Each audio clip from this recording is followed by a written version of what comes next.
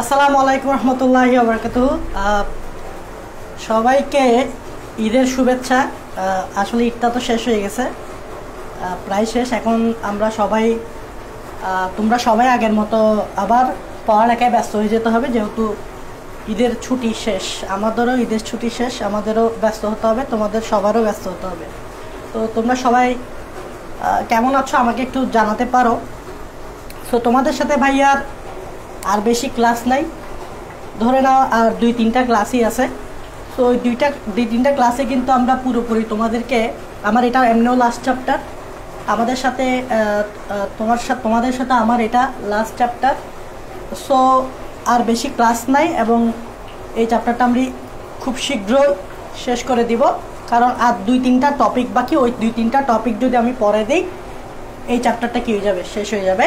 যেহেতু আমি অ্যাসাইনমেন্টে তোমাদেরকে যখন অ্যাসাইনমেন্ট নিয়েছিলাম, তখন আমি এই প্রথম অধ্যায়ের কিন্তু কতগুলো গুরুত্বপূর্ণ টপিক পড়াই দিয়েছিলাম, যেগুলা পরীক্ষায় আসবে। আমি যদি বলি কি কি পড়াইছিলাম, যেগুলো আমি ভিডিও ইতিমধ্যে ঈদের আগেই কিন্তু আমি আপলোড করে দিছি। যারা পাও নাই তারা একটু সার্চ করবা, সার্চ করলে দেখবা যে ইতিমধ্যে আমি ওই ভিডিওগুলো দিয়ে দিছি, যেগুলো আমি অ্যাসাইনমেন্টে তোমাদেরকে করাইছিলাম। একটি হচ্ছে ডিএনএর ভৌত গঠন, খুবই ইম্পর্টেন্ট, পরীক্ষায় আসে, সৃজনশীলে আসে। ডিএনএর ভৌত গঠন, ওটা আমি পড়াইছি অ্যাসাইনমেন্টে, সেটা আমি দিয়ে দিছি। আর একটা মোস্ট ইম্পর্টেন্ট হচ্ছে ট্রান্সক্রিপশন অ্যান্ড ট্রান্সলেশন। এই দুইটাও আমরা আরেকটা ভিডিওর মাধ্যমে দিয়ে দিছি এই গ্রুপে। যেটা আমরা অ্যাসাইনমেন্টে দিয়েছিলাম সেটাই আমরা দিছি, ঠিক আছে। অ্যাসাইনমেন্টে যা পড়াইছিলাম তোমাদেরকে, আমি অ্যাসাইনমেন্ট ছিল তোমাদের, তোমরা যদি মনে করে দেখো আর কি, বা তোমাদের যদি মনে পড়ে, অ্যাসাইনমেন্টে ওই 3টা গুরুত্বপূর্ণ ভিডিও আমি করছিলাম, ওগুলোই দিছি, ওগুলোই তোমরা পড়বা, ওগুলোই পরীক্ষায় আসবে। মানে একটি হচ্ছে ডিএনএর ভৌত গঠন, এটা পরীক্ষায় আসবে, এটা আমি দিয়ে দিছি। আর এটা হচ্ছে ট্রান্সক্রিপশন আসবে, ট্রান্সলেশন আসবে, এই দুইটা খুব গুরুত্বপূর্ণ, এটাও আমি দিয়ে দিছি। সো আমি আবার দিব, সমস্যা নেই। তোমরা যারা পাও নাই শেষ, আমরা এই চ্যাপ্টারে একটা ভিডিও লিস্ট করে আমি সবগুলা ভিডিও লিস্ট করে আমি দিয়ে দিব, যাতে তোমরা ইজিলি পড়তে পারো। আরেকটা কথা হচ্ছে যে তোমরা আমার কথা শুনতে পারতেছো কিনা আর ভিডিও দেখা যাচ্ছে কিনা, ক্লিয়ার আছে কিনা এটা জানাও।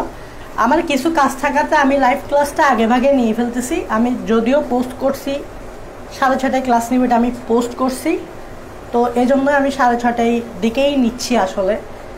আদারওয়াইজ এটা কিন্তু 7:30টায় নেওয়ার কথা ছিল। এমনিতে তোমাদের প্রচুর গ্যাপ গেছে, সো আমি চাই না আর গ্যাপ যাক।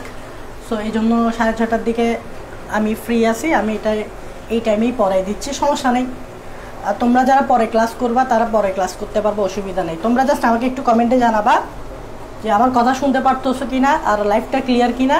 তো আমি তোমাদেরকে আজকে যে টপিকটা পড়াবো সেটা হচ্ছে ক্রোমোজোম। এটা কিন্তু পরীক্ষার জন্য অনেক গুরুত্বপূর্ণ, মানে এটা পরীক্ষায় আসবে, এটা পরীক্ষায় আসবে।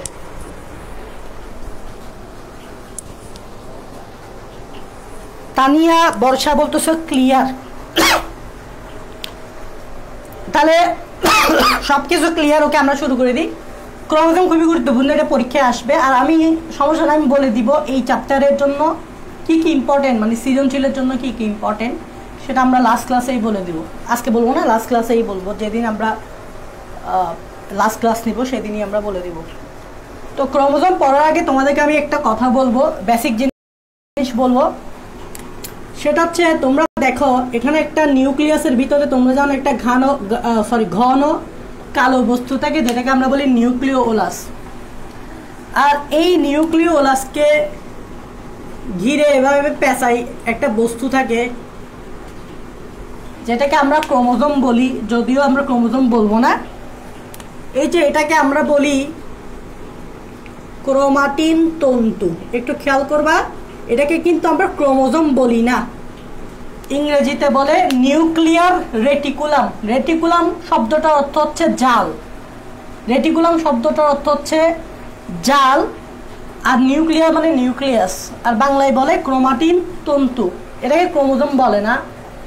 এবং এখানে এই জিনিস যেটা দেখতে পাচ্ছ, এটা হচ্ছে কি নিউক্লিওলাস, ঠিক আছে, এটা তোমরা জানো। এই দশাটা, এই কোষের এই দশাটা তোমরা মূলত দেখো মূলত এটা তোমরা দেখো, এটা হয়তো আমি গত ক্লাসে পড়াইছি, জানি না পড়াইছি কিনা, তাও একটু পড়াই দিচ্ছি। এটা তোমরা দেখো ইন্টারফেস দশায়, মানে একটা কোষ সবসময় ইন্টারফেস দশায় থাকে, বেশিরভাগ সময় কাটায় ইন্টারফেস দশায়, আর খুব অল্প পরিমাণ সময় কাটায় কোষ বিভাজন দশায়, মানে মাইটোসিস দশায়। তো ইন্টারফেস দশায় আমরা অ্যাকচুয়ালি ক্রোমাটিন তন্তু দেখবো এরকম পেঁচানো, জালের মতো ছড়ায় ছিটাই থাকে, রেটিকুলাম বলে, তাই রেটিকুলাম মানে জাল, জালের মতো ছড়ায় ছিটাই থাকে, জালিকা আর কি, জাল বলবো না, জালিকা, জালিকা। এটাকে আমরা ক্রোমাটিন তন্তু বলি, ক্রোমোজোম না। কিন্তু যখন ইন্টারফেস থেকে এটা মাইটোসিসে চলে যায়, মানে কোষের বিভাজন দশায় চলে যায়, তখন এই ক্রোমাটিন তন্তুগুলা পানি ছেড়ে দেয়, মানে এদের ভিতরে পানি আছে, পানিগুলো আস্তে আস্তে ছেড়ে দেয়। পানি ছেড়ে দেওয়ার কারণে তারা আস্তে আস্তে সংকুচিত হওয়া শুরু করে। যেমন আমি একটু দেখাচ্ছি কিরকম, এই দেখো এরকম সংকুচিত হওয়া শুরু করে, এরকম সংকুচিত হওয়া শুরু করে, এরকম সংকুচিত হওয়া শুরু করে, এরকম সংকুচিত হওয়া শুরু করে। তখন এই দশাটাকে আমরা বলি ক্রোমোজোম।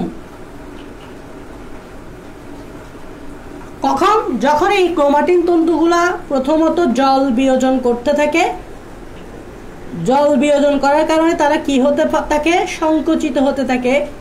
সংকোচনের কারণে তারা এরকম ক্রোমোজোমে কনভার্ট হয়। দ্যাট মিনস ক্রোমোজোম জিনিসটা আমরা অ্যাকচুয়ালি কোষ বিভাজন দশায় দেখতে পাই, আর কোষ বিভাজন দশা না থাকলে, মানে ইন্টারফেস অবস্থা থাকলে, তখন আমরা অ্যাকচুয়ালি ক্রোমাটিন তন্তু দেখতে পাই। এটা তোমরা মাইটোসিসেই পড়ছো, মাইটোসিস যখন পড়ো তখন এগুলো দেখো। তো এইটাই হচ্ছে ক্রোমোজোম, আর এটা হচ্ছে ক্রোমাটিন তন্তু। তোমরা জানো প্রতি কোষে ক্রোমোজোম থেকে 23 জোড়া, সবাই জানো। তো এই ক্রোমাটিন তন্তুটা থেকেই মূলত এরকম 23 জোড়া ক্রোমোজোম আসে, এরকম 23 জোড়া কি আসে, ক্রোমোজোম আসে। এটা এক জোড়া, 2 জোড়া, 3 জোড়া, এরকম 23 জোড়া ক্রোমোজোম কোত্থেকে আসে, এই ক্রোমাটিন তন্তু থেকে আসে। আরেকটা জিনিস লক্ষণীয়, ইন্টারফেস অবস্থায় তুমি এই নিউক্লিওলাসকে দেখতে পাচ্ছ, এই যে দেখো এটা নিউক্লিওলাস। কিন্তু যখন মাইটোসিস চলে আসবে তখন তুমি এখানে কোনো নিউক্লিওলাস দেখতে পাবে না। দ্যাট মিনস অ্যাকচুয়ালি তোমরা ইন্টারফেস অবস্থায় নিউক্লিওলাস দেখতে পাও, বাট মাইটোসিস চলে আসলে তখন আর এখানে নিউক্লিওলাসটা থাকে না, মানে নিউক্লিওলাসটা গায়েব হয়ে যায়। ক্রোমোজোম তৈরির সময়, ক্রোমোজোম তৈরির সময় নিউক্লিওলাসটা গায়েব হয়ে যায়। আবার যখন তোমার ক্রোমাটিন তন্তু তৈরি হইতে হবে তখন নিউক্লিওলাসটা আসবে, মানে ইন্টারফেস অবস্থায়। এগুলো হচ্ছে খুব বেসিক জিনিস। তো আমরা তো পড়বো ক্রোমোজোম নিয়ে, তো চলো আমরা এই যে ক্রোমোজোম নিয়ে আলোচনা করি। প্রথমত হচ্ছে ক্রোমোজোম শব্দটা আসছে, সবাই জানো, সোমা, সোমা মানে বডি, আর ক্রোমো শব্দটা আসছে ক্রোম থেকে। ক্রোম মানে কি রে, গুগল ক্রোম বলি না, গুগল ক্রোম, ওই গুগল ক্রোম না, এই ক্রোম মানে হচ্ছে রং। তার মানে অ্যাকচুয়ালি ক্রোমোজোম মানে বোঝাচ্ছে এমন একটা বডি যেটা কালারফুল, যেটা কি কালারফুল, দেখতে কালারফুল লাগে, বা কালারফুল দেহ বলতে পারো তোমরা, কালারফুল দেহ, কালারফুল বডি, এটাকেই বলা হয় ক্রোমোজোম।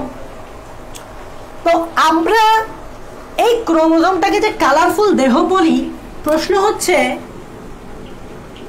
রঞ্জিত দেহ বলে আর কি, অ্যাকচুয়ালি রঞ্জিত মানে কালারফুল, রঞ্জিত দেহ কেন বলে? প্রথম হচ্ছে আমরা বলতেছি কালারফুল বডি মানে রঞ্জিত দেহ। তো রঞ্জিত দেহ আমরা কি জন্য বলবো? এজন্য যে এটা অ্যাকচুয়ালি কালারফুল, এই জন্য না, অ্যাকচুয়ালি কালারফুল না, এটা অ্যাকচুয়ালি এটা ন্যাচারালি কালারফুল না, আমি এটা বুঝাতে চাচ্ছি, এটা অ্যাকচুয়ালি ন্যাচারালি কালারফুল না। যেমন তুমি আমাকে দেখে বলবা না আমি কালারফুল, কিন্তু ধরো যারা হোলি খেলা খেলে, হিন্দুরা হোলি খেলা খেলে, তখন তারা তাদের পুরো বডিতে রং ছিটাছিটি করে, তো তখন তুমি বলতে পারবো ওরা কালারফুল, বিকজ তাদের দেহে রং ছিটানো হয়েছে, তাই কালারফুল।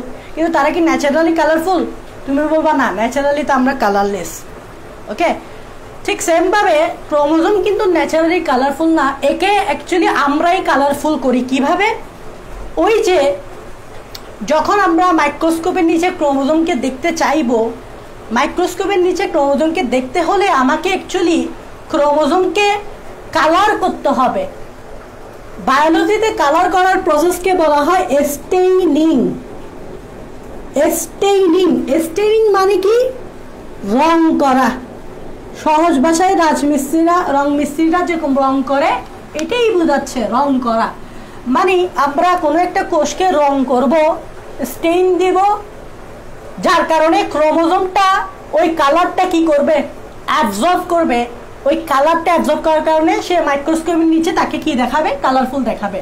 তার মানে কি সে ন্যাচারালি কালারফুল না? সে ন্যাচারালি কালারফুল না, তাকে অ্যাকচুয়ালি রং করা হয়েছে। আমরাই করছি রং, যেহেতু আমরা মাইক্রোস্কোপের নিচে তাকে দেখব।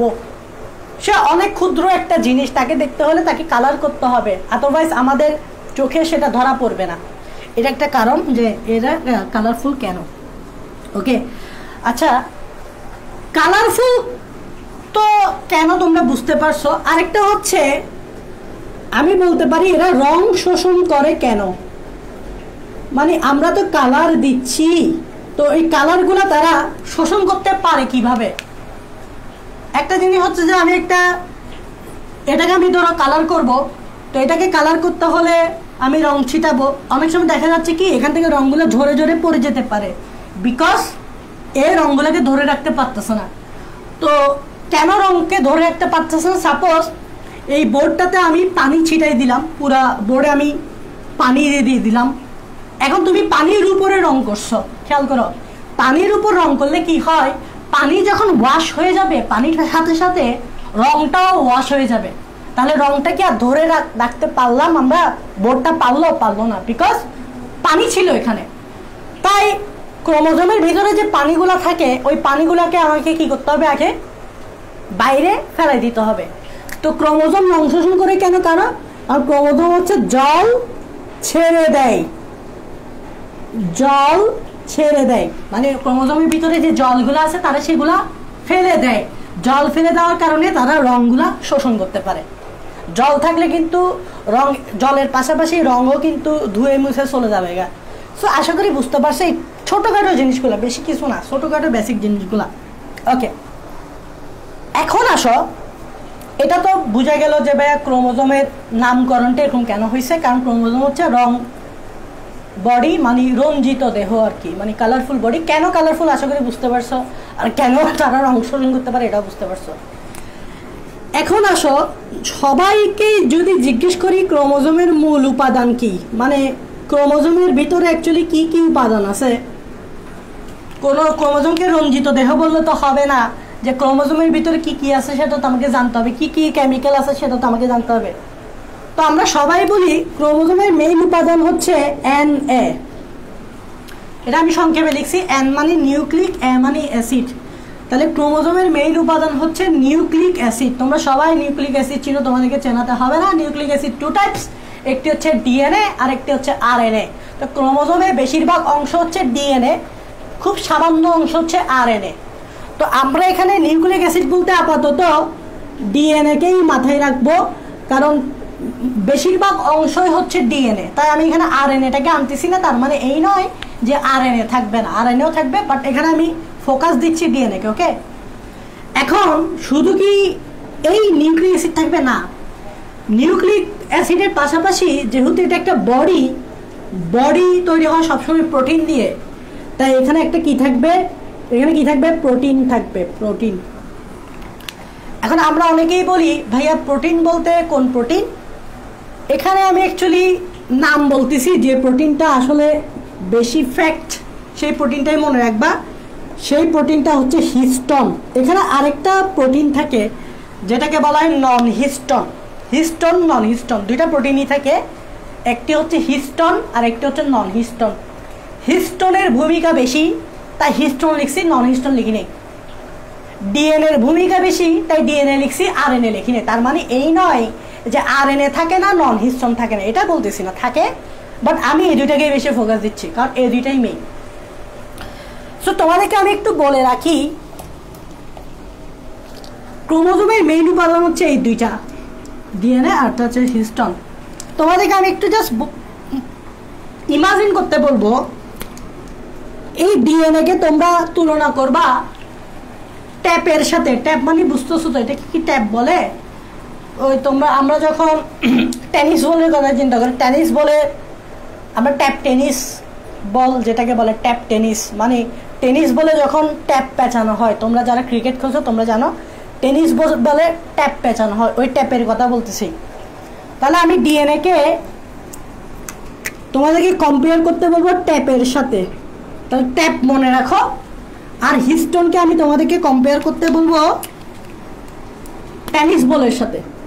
হিস্টোনকে তোমাদেরকে আমি কম্পেয়ার করতে পারবো টেনিস বলের সাথে। এটা কেন তোমরা একটু পরেই বুঝবো, জাস্ট এটাই মাথায় রাখো যে হিস্টোন মানে হচ্ছে টেনিস বল, আর ডিএনএ মনে হচ্ছে ওই টেনিস বলের ভিতরে যে ট্যাপ দিয়ে পেঁচাই টেনিস বলটারে, ওই ডিএনএটা হচ্ছে ট্যাপ। জাস্ট এটা মনে রাখো, তারপর দেখবা ফানি বোঝাটা একদম ইজি কেন এগুলো আসবে। তো এটা হলো ক্রোমোজোমের মেইন উপাদান, মূল উপাদান। এই দুইটাকে যদি আমরা একসাথে করি, এই দুইটাকে দেখবা, এই দুইটাকে যদি আমরা একসাথে করি তাহলে এই দুইটাকে একসাথে বলা যায় নিউক্লিয় প্রোটিন। এই দুইটাকে যদি একসাথে করা যায় তাহলে আমরা এটাকে বলতে পারি নিউক্লিয় প্রোটিন। তোমরা এখন বুঝতে পারবা নিউক্লিয় প্রোটিন মানে কি। এই দেখো প্রোটিন, প্রোটিন, ওকে। এনএ মানে কি নিউক্লিক অ্যাসিড, নিউক্লিক অ্যাসিড থেকে কি আসছে নিউক্লিয়। রাস্তা আশা করি বুঝতে পারছো, নিউক্লিক অ্যাসিড আর প্রোটিনের কম্বিনেশনকে বলা হয় নিউক্লিয় প্রোটিন। তাহলে ক্রোমোজোমের মেইন উপাদান কি নিউক্লিয় প্রোটিন। নিউক্লিয় প্রোটিন বলতে নিউক্লিক অ্যাসিড মানে ডিএনএ, আরএনএ, মেইন হচ্ছে ডিএনএ। প্রোটিন, প্রোটিন মানে হচ্ছে হিস্টোন, নন হিস্টোন, মেইন হচ্ছে হিস্টোন। পরীক্ষায় এটা আসবে ক্রোমোজোম কাকে বলে। আশা করি তোমরা বইয়ে যে ক্রোমোজোমের ডেফিনেশনটা আছে সেটা বুঝতে পারবা। সেখানে লিখছে ক্রোমোজোম হচ্ছে একটি রঞ্জিত দেহ, আমি এখানে বলছি রঞ্জিত দেহ, যেটি নিউক্লিয় প্রোটিন দ্বারা গঠিত। দেখো নিউক্লিয় প্রোটিন মানে নিউক্লিক অ্যাসিড আর প্রোটিন, এবং নিউক্লিক অ্যাসিড বলতে কি বোঝায় ডিএনএ, যা বংশগতির সঞ্চারণে ভূমিকা পালন করে। তোমরা জানো ডিএনএ হচ্ছে মেইন বংশগতীয় উপাদান, এটাই তো বংশগতির সঞ্চালনে ভূমিকা পালন করে। সো তোমরা এই ডেফিনেশনটা আশা করি বুঝতে পারছো। তো এতটুকু পর্যন্ত আশা করি তোমরা বুঝতে পারছো। সো ফোকাস রাখবা সবসময় এই দুই জায়গায়। ক্রোমোজোম বলতে আমরা কি বুঝবো, ক্রোমোজোম বলতে অ্যাকচুয়ালি আমরা বুঝবো ডিএনএ আর হিস্টোনকে, ডিএনএ আর হিস্টোনকে। তো এখন এই ডিএনএ বলো বা হিস্টোন বলো এগুলো কোথায় থাকে, ক্রোমোজোমের ভিতরে থাকে, ভিতরে থাকে, মানে ক্রোমোজোমটাও তৈরি হয় এই দুইটা দিয়েই তো তৈরি হয়। সো ক্রোমোজোমের ভিতরে এগুলো থাকে। সো একটা জিনিস তোমরা চিন্তা করো, এটা হচ্ছে আমাদের নিউক্লিয়াস, একটু খেয়াল করবা, এটা হচ্ছে আমাদের কি। আর তোমরা জানো নিউক্লিয়াসের ভিতরে থাকে ক্রোমোজোম তথা ডিএনএ, মানে ক্রোমোজোম থাকা মানে ডিএনএ থাকা। তোমাদেরকে আমি একটু ইমাজিন করাই, ধরে নাও এটা হচ্ছে ডিএনএ এর দৈর্ঘ্য, সরি নিউক্লিয়াসের দৈর্ঘ্য। এটা হচ্ছে কি নিউক্লিয়াসের দৈর্ঘ্য। নিউক্লিয়াসের ভিতরে থাকে ডিএনএ। আমি এখানে জাস্ট একটু ডিএনএটা দেখাচ্ছি। ধরে নাও এটা হচ্ছে আমাদের ডিএনএ, এই যে এটা হচ্ছে আমাদের ডিএনএ। এই জিনিসটা কি আমাদের, এটা আমাদের কি ডিএনএ। এতটুকু হচ্ছে ডিএনএ দৈর্ঘ্য, নিউক্লিয়াসের দৈর্ঘ্য, আর এটা হচ্ছে তোমার ডিএনএ দৈর্ঘ্য। একটু খেয়াল করবা, এটা হচ্ছে ডিএনএ দৈর্ঘ্য। তোমরা একটা জিনিস মাথায় সেট করে ফেলো, ডিএনএ হচ্ছে একটা লম্বা সুতা। একটা ডিএনএ কে তোমরা লম্বা সুতার সাথে কল্পনা করবা। এটা এতটাই লম্বা যে এটা কিন্তু হতে পারে একটা বিল্ডিং এর সমান হতে পারে, একটা 5 তলা বিল্ডিং এর সমান হতে পারে, একটা 10 তলা বিল্ডিং এর সমান হতে পারে একটি ডিএনএ। একটু খেয়াল করো, মানে মজা আছে। একটা ডিএনএ দৈর্ঘ্য, একটা লম্বা সুতার দৈর্ঘ্য একটা 5 তলা বিল্ডিং এর সমান হতে পারে। খেয়াল করবা, তার মানে ডিএনএ অনেক লম্বা, অনেক লম্বা। ধরে নাও এটা 5 তলা বিল্ডিং এর সমান হতে পারে, আরো কম হতে পারে, বেশি হতে পারে। ধরে নাও অনেক লম্বা, মানে লম্বা, এটা ধরে নাও। কিন্তু নিউক্লিয়াস তো কোষের একটা অংশ, কোষ তো অনেক ছোট, যেটা মাইক্রোস্কোপ ছাড়া দেখাই যায় না। তাহলে তুমি চিন্তা করো কোষ অনেক ছোট, তো কোষের ভিতরে নিউক্লিয়াস যেটা সেটা তো আরো ছোট। তাহলে চিন্তা করো নিউক্লিয়াসের যে দৈর্ঘ্য সেটা তো অনেক কম, অনেক ছোট, মাইক্রনে যাবে গা, মানে 10⁻⁶ যাবে গা। তাহলে এত একটা ছোট নিউক্লিয়াসে 5 তলা বিল্ডিং এর সমান একটা দৈর্ঘ্যের একটা ডিএনএ কিভাবে থাকে? এত ছোট একটা নিউক্লিয়াসে 5 তলা বিল্ডিং এর সমান একটা ডিএনএ কিভাবে থাকে? এরকম একটা প্রশ্ন তোমাদের আসতে পারে, বিকজ ডিএনএ দৈর্ঘ্য নিউক্লিয়াসের দৈর্ঘ্যের চেয়ে অনেক অনেক অনেক বড়। তাহলে আমাদের মনে প্রশ্ন আছে নিউক্লিয়াসের ভিতরে যে ক্রোমোজোম থাকে, ক্রোমোজোমের ভিতরে যে ডিএনএ থাকে সেটা কিভাবে নিউক্লিয়াসের ভিতরে ফিট থাকে। তাহলে আমার প্রশ্নটা তোমরা বুঝতে পারছো।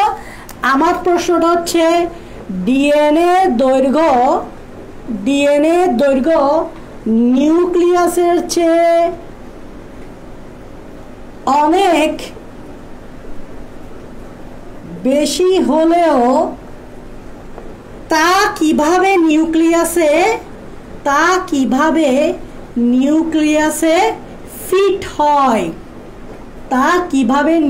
ফিট হয়, এটাই আমার প্রশ্ন, তোমাদের প্রশ্ন। ডিএনএ দৈর্ঘ্য নিউক্লিয়াসের চেয়ে অনেক বেশি হলেও তা কিভাবে নিউক্লিয়াসে ফিট হয়, এটাই আমরা এখন দেখব, যে এত লম্বা ডিএনএ কিভাবে একটা ছোট নিউক্লিয়াসের ভিতর ফিট হয়। আশা করি আমি এই প্রশ্নটা তোমাদেরকে বোঝাতে পারছি। দেখো এগুলো পড়তেই আমরা ক্রোমোজোম পুরাটা পড়ে ফেলবো, আমরা ক্রোমোজোম পুরোটাই পড়ে ফেলবো। সো নো টেনশন, আমরা এগুলো পড়তে পড়ে ফেলবো। তোমাদেরকে আমি প্রথমে দেখাই, এটা হচ্ছে সেই লম্বা ডিএনএ, এটাই হচ্ছে সে লম্বা ডিএনএ যেটা নিউক্লিয়াসের চেয়ে অনেক লম্বা। কিন্তু এই ডিএনএটা কিভাবে নিউক্লিয়াসের ভিতরে ফিট থাকে একটু খেয়াল করবা। এই ডিএনএটা অনেক লম্বা, একটু আগে খেয়াল করবো। আমি ডিএনএটাকে তোমাদেরকে আমি ট্যাপের সাথে কল্পনা করতে বলছি, আর প্রোটিনকে আমি হিস্টোনের সাথে কল্পনা করতে বলছি। তোমরা একটু খেয়াল করো, আমরা যে ট্যাপ টেনিস বলে যে ট্যাপটা পেঁচাই, একটু খেয়াল করবা এই ট্যাপটা কিন্তু তুমি যদি এভাবে লম্বা করে রাখো, দেখবা যে এটা অনেক লম্বা হবে। ট্যাপটা হতে পারে পুরা বিল্ডিং কভার করে ফেলতে পারে। সেই ট্যাপটা আমরা যে ট্যাপটা বলের ভিতরে লাগাই, ট্যাপটা এতটা লম্বা আছে সেটা পুরো একটা বিল্ডিংকে কভার করে ফেলতে পারবে লম্বায় ট্যাপটা। কিন্তু চিন্তা করো পুরো বিল্ডিং এর সমান একটা ট্যাপ কিভাবে আমরা একটা ছোট টেনিস বলে আমরা এটাকে আবদ্ধ করছি, সেটা হচ্ছে পেঁচাই। টেনিস বলের ভিতরে বাইরে আমরা ট্যাপটাকে এভাবে পেঁচাই পুরো একটা টেনিস বলের ভিতরে ট্যাপটাকে আমরা নিয়ে আসলাম, অথচ এই ট্যাপটা কিন্তু পুরো একটা বিল্ডিং এর সমান হতে পারে। ঠিক সেম ভাবে আমাদের এই লম্বা ডিএনএটাকেও আমরা বলের মধ্যে পেঁচাবো, টেনিস বলের মতো পেঁচাবো। টেনিস বলে যেরকম আমরা ট্যাপটা পেঁচাই ট্যাপটাকে আমরা ছোট জায়গায় নিয়ে আসি, ঠিক সেম ভাবে ডিএনএটাকেও আমরা প্যাঁচ খাওয়াই নিউক্লিয়াসের ভিতরে ফিট করাই দিব টেনিস বলের মতো। তাই আমি তোমাদেরকে বলছি ডিএনএটাকে তোমরা কম্পেয়ার করবে ট্যাপের সাথে, আর ওই যে হিস্টোন প্রোটিনের কথা বলছি, হিস্টোন প্রোটিনটাকে তোমরা কম্পেয়ার করবা টেনিস বলের সাথে। চলো আমরা দেখি কিভাবে এখন এই ঘটনাটা ঘটে। মনে রাখবা হিস্টোন প্রোটিনের কথা আসবে, এগুলো টেনিস বলের মতো গোল গোল। দেখো আমি দেখাচ্ছি হিস্টোন প্রোটিন কিভাবে থাকে। এভাবে হিস্টোন প্রোটিন তোমাকে 8টা দিতে হবে, ভাইয়া 8টা দিচ্ছি। 8টা হিস্টোন প্রোটিন তোমাদেরকে দিতে হবে, 2টা 4টা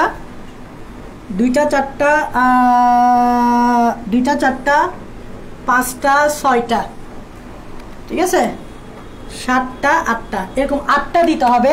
8টা দিতে হবে এরকম 8টা একটা ইউনিট দিতে হবে। হিস্টোনকে আমরা কি দিয়ে প্রকাশ করব? দেখো এইচ দিয়ে, হিস্টোনের এইচ, তাই এইচ দিয়ে প্রকাশ করব। দেখো এই প্রথম যে 2টা হিস্টোন প্রোটিন দেখতেছ এগুলার নাম আছে, এগুলার নামটা দেখো H2A, H2A। প্রথম 2টা হিস্টোন প্রোটিন হচ্ছে H2A। তারপর 2টা হিস্টোন হচ্ছে H2B। H দিয়ে কি বোঝাচ্ছে? হিস্টোন। তাহলে কয়টা গেল? 4টা। তারপরটা হচ্ছে H3, তাহলে কয়টা গেল? 6টা। তারপরটা হচ্ছে H4, তাহলে কয়টা হলো বলো তো? 8টা। তাহলে এখানে হিস্টোন প্রোটিন কয়টা? 8টা। এগুলো কি টেনিস বলের মতো গোল গোল করলাম না?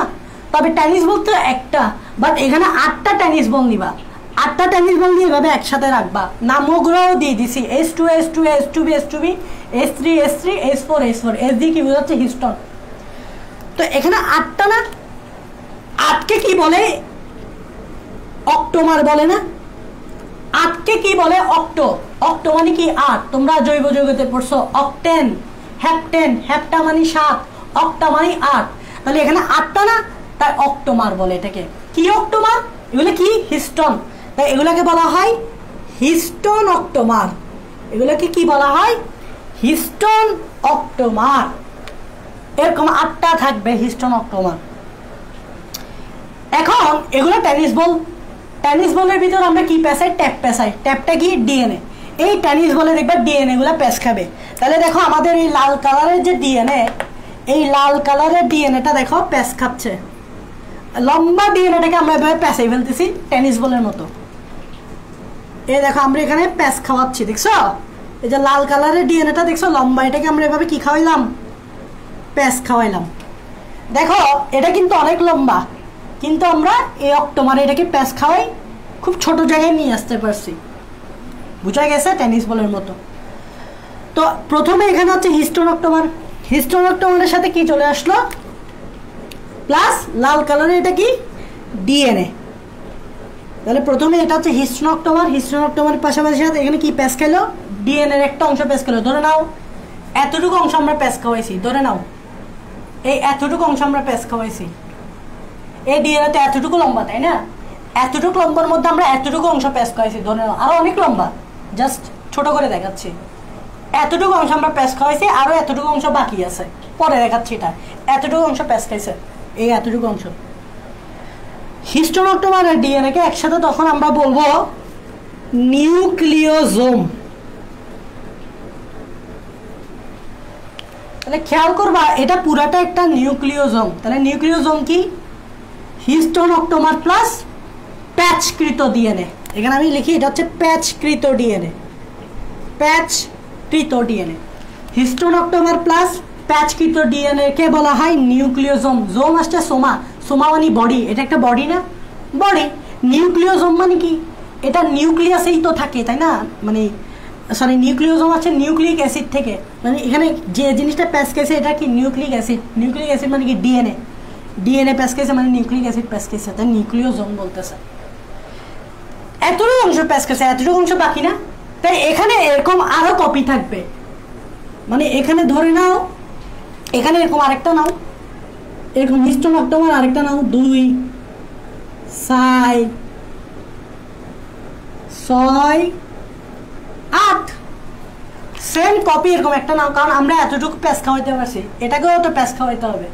তাহলে সেম ভাবে copy, same H2A H2A H2B H2B H3 H3 H4 H4, কয়টা?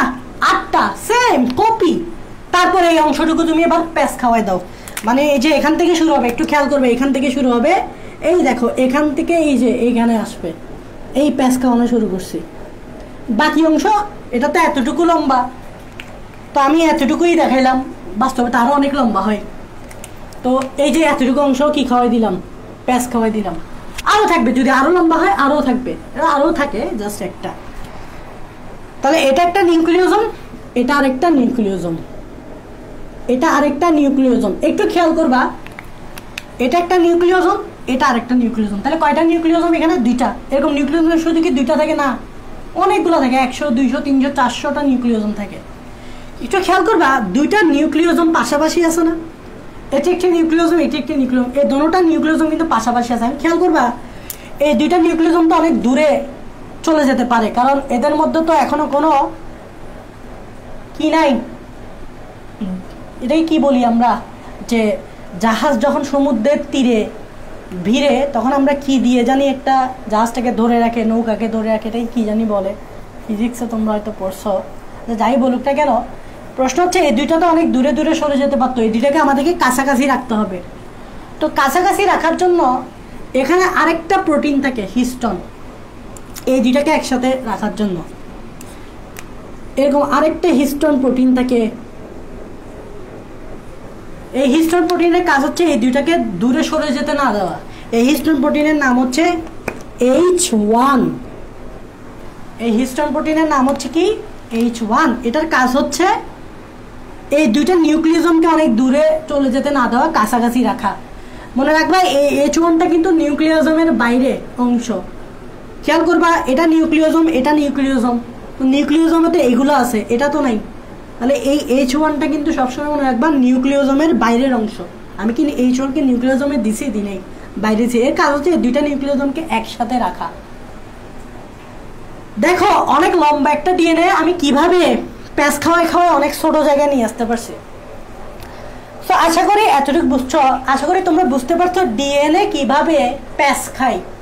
ডিএনএ অ্যাকচুয়ালি প্যাঁচ খায় হিস্টোন প্রোটিনের মাধ্যমে। দেখতে পাচ্ছ কিভাবে হিস্টোন প্রোটিন ডিএনএ কে এভাবে প্যাঁচাই প্যাঁচাই বলতে রাখতেছে। তো এখানে যে ডিএনএ, এই ডিএনএটাকে বলা হয় ডিএনএ লিঙ্কার। এটাকে বলা হয় ডিএনএ লিঙ্কার। এখন তুমি আমাকে বলো ডিএনএ লিঙ্কার কেন বলবে?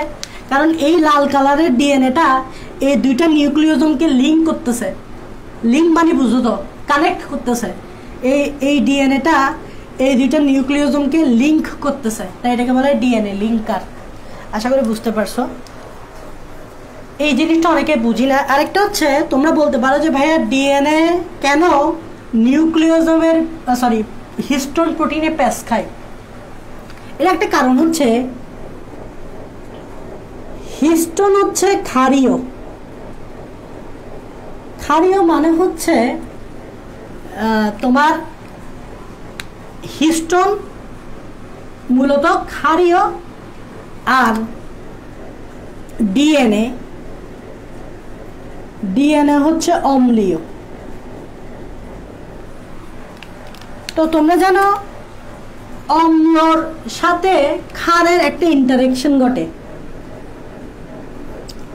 অম্লর সাথে সবসময় তোমরা জানো যে অম্লর সাথে ক্ষার বিক্রিয়া করে, মানে ইন্টারেকশন ঘটে। সো ডিএনএ অম্লীয় হওয়াতে সেটা ক্ষারীয় স্টোনে ইজিলি কি খাইতে পারে, কানেক্টেড হতে পারে। মানে আমরা বুঝাতে চাচ্ছি এই ডিএনএটা কেন হিস্টোনে প্যাঁচ খাচ্ছে। এর কারণটা হচ্ছে এদের মধ্যে যে ইন্টারেকশনটা থাকে সেটার কারণে। কারণ ডিএনএ অম্লীয় আর হিস্টোন ক্ষারীয়। অম্ল সবসময় ক্ষারকে ইন্টারেক্ট করে, দ্যাটস ওয়াই ডিএনএ হিস্টোনকে কি খাইতে পারে, প্যাঁচ খাইতে পারে। তো আমরা এই জিনিসটাকে এভাবে অনেকগুলো থাকবে, এই জিনিসটাকে আমরা এভাবে প্যাঁচ খাওয়াইছি। এই জিনিসটা সামনে আরো প্যাঁচ খাবে, আমি দেখাচ্ছি এই জিনিসটা কিভাবে সামনে আরো প্যাঁচ খাবে। যেমন দেখো এই জিনিসটা সামনে আরো প্যাঁচ খাবে কিভাবে, দেখো এই জিনিসটা সামনে প্যাঁচ খাইতে খাইতে দেখবে এরকম অবস্থা হবে। এরকম অনেক প্যাঁচ খাবে, এক জায়গায় দেখা যাবে যে এরকম অনেক প্যাঁচ খাবে, আরেক জায়গায় দেখবা যে এরকম অল্প করে প্যাঁচ খাবে। এই অল্প করে প্যাঁচ, এটা হচ্ছে অল্প প্যাঁচ, এটা হচ্ছে অনেক প্যাঁচ। এটা একটু মাথায় রাখবে, এটা খুবই গুরুত্বপূর্ণ। এটা হচ্ছে অনেক প্যাঁচ, এটা হচ্ছে অল্প প্যাঁচ। এখন দেখো এই প্যাঁচটাকে অ্যাকচুয়ালি আমরা কি বলবো? এই যে অল্প প্যাঁচ যেটা, সেটাকে আমরা বলবো অল্প প্যাঁচ যেটা, সেটাকে আমরা বলবো ইউক্রোমাটিন। একটু খেয়াল করবা, অল্প প্যাঁচ যেটা সেটাকে আমরা বলবো ইউক্রোমাটিন, আর অধিক প্যাঁচ যেটা মানে এটাকে আমরা বলবো হেটেরোক্রোমাটিন। একটু খেয়াল করবা, অল্প প্যাঁচ যেটা এটাকে বলবো ইউক্রোমাটিন, আর অধিক প্যাঁচ যেটা সেটাকে বলবো হেমেটোক্রোমাটিন। তোমরা বলবা ভাইয়া মানে কি? প্রথমে আসে এখানে একটা ওয়ার্ড দেখতে পাচ্ছ, ক্রোমাটিন। আমরা ক্রোমাটিন মানে এটা তোমাদেরকে আগে বোঝাই।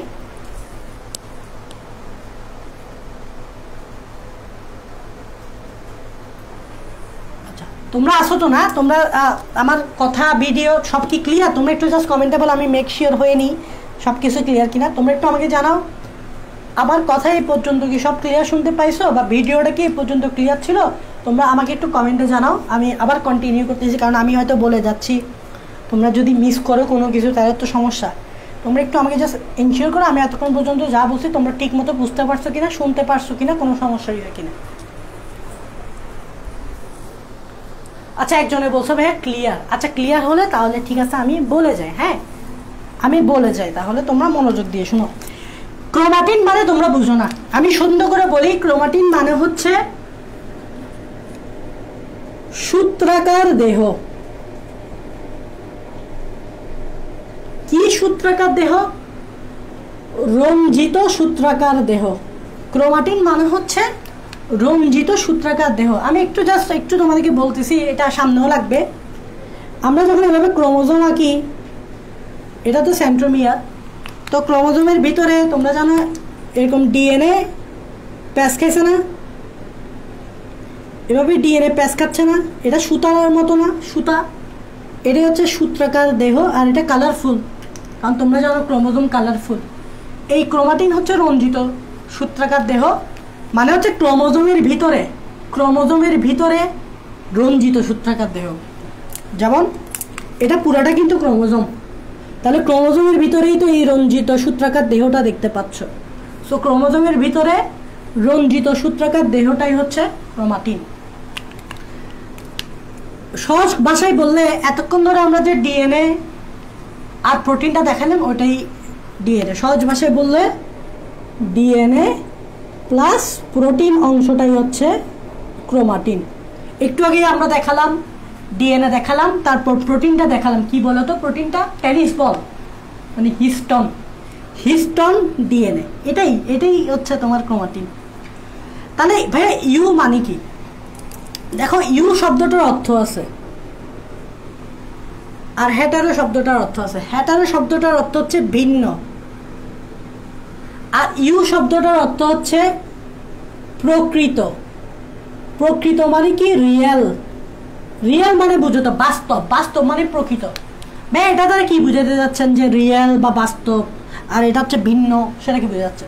এটা দ্বারা বুঝাতে যাচ্ছি ইউ ক্রোমাটিনটা এটা হচ্ছে বাস্তব, রিয়েল, প্রকৃত। মানে হচ্ছে এটা হচ্ছে কাজের, মানে এটা কাজের। আর এটা হেটারো ভিন্ন দ্বারা বুঝাতে যাচ্ছি এটা কাজের নয়। তো ভাই এখনো তো বুঝলাম না যে এটা কাজের নয় মানে কি? কি কাজ? কাজটা কি? এটা কাজের নয়, কাজটা কি? কাজটা হচ্ছে তোমরা জানো, আমরা জানি ডিএনএ থেকে মেসেঞ্জার আরএনএ তৈরি হয়, মেসেঞ্জার আরএনএ থেকে প্রোটিন তৈরি হয়। মানে সহজ ভাষায় বললে ডিএনএ থেকে যে প্রোটিনটা তৈরি হয় এটাকে আমরা বলি ট্রান্সক্রিপশন। এমআরএনএ থেকে যে প্রোটিনটা তৈরি হয় এটাকে আমরা বলি ট্রান্সলেশন। মানে ট্রান্সক্রিপশন আর ট্রান্সলেশন হচ্ছে ডিএনএ থেকে। খেয়াল করবা, এই ইউক্রোমাটিন অংশে যে ডিএনএটা আছে এটা কিন্তু কাজের, মানে ডিএনএ থেকে এমআরএনএ তৈরি হবে, এমআরএনএ থেকে প্রোটিন তৈরি হবে, এটা কাজের। আর হচ্ছে এই অংশ থেকে, এই অংশে যে ডিএনএ আছে এই অংশের ডিএনএ থেকে তুমি এমআরএনএ তৈরি করতে পারবা, মানে ট্রান্সক্রিপশন করতে পারবা, ট্রান্সক্রিপশন থেকে প্রোটিন তৈরি করতে পারবা, মানে ট্রান্সলেশন তৈরি করতে পারবা। দ্যাটস ওয়াই এটা কাজের। কিন্তু এই অংশটাতে যে ডিএনএ থাকে, কারণ ক্রোমাটিন তো আছে, দেখো ক্রোমাটিন মানে ডিএনএ আছে, বাট এই ডিএনএ থেকে তুমি এমআরএনএ তৈরি করতে পারবা না, প্রোটিন তৈরি করতে পারবা না, তাই এটা অকাজের, মানে কাজের নয়। এখন প্রশ্ন দাঁড়াচ্ছে ভাইয়া কেন এটা কাজের নয়? এবার এটা তোমাদেরকে বুঝায়। কাজের তো বুঝছো, কি কাজ সেটা তো বুঝছো, প্রশ্ন হচ্ছে কেনটা যদি বলি, খেয়াল করবা এটা হচ্ছে কম প্যাচটা কম, আর খেয়াল করো এটা হচ্ছে অধিক প্যাচ। এখন তুমি আমাকে বলো ডিএনএটা যদি মারাত্মকভাবে প্যাচ আকারে থাকে তাহলে ডিএনএ তো কোনো ফ্রি জায়গা পাচ্ছে না যেখান থেকে আমি ডিএনএ থেকে এমআরএনএ তৈরি করব। মানে বুঝতে পারছো? বুঝো নাই? দেখো আমি এই ডিএনএটাকে এভাবে ধরো প্যাচ খাওয়াইলাম, দেখো এই ডিএনএটা অনেক প্যাচে আছে। এখন এই ডিএনএটা যদি খোলা না থাকে, খোলা মানে বুঝো ফ্রি না থাকলে এই ডিএনএ থেকে আমি আরেক এমআরএনএ কিভাবে তৈরি করব? যেমন দেখো এই অংশটা, দেখো খেয়াল করছো এই অংশটা কিন্তু প্যাচ নাই, তাহলে এই যে ডিএনএ এই অংশটা ফ্রি। কোন অংশটা? এই অংশটা, কারণ এই অংশতে কোনো প্যাচ নাই, কিন্তু এই অংশতে মারাত্মক প্যাচ, এই অংশতে মারাত্মক প্যাচ। এই জায়গাগুলোতে কি ডিএনএ ফ্রি না? তো তো ডিএনএ ফ্রি না হলে এখান থেকে তুমি আমাকে বলো কিভাবে ডিএনএ থেকে এমআরএনএ তৈরি করবো, কিভাবে প্রোটিন তৈরি করবো, কিভাবে ডিএনএ থেকে এমআরএনএ তৈরি করবো, কিভাবে প্রোটিন তৈরি করবো। এটা ফ্রি বিধায়, ফ্রি কেন? কারণ এখানে প্রোটিনটা নাই, হিস্টোন প্রোটিন নাই। এখানে হিস্টোন প্রোটিন আছে বিধায় ফ্রি না।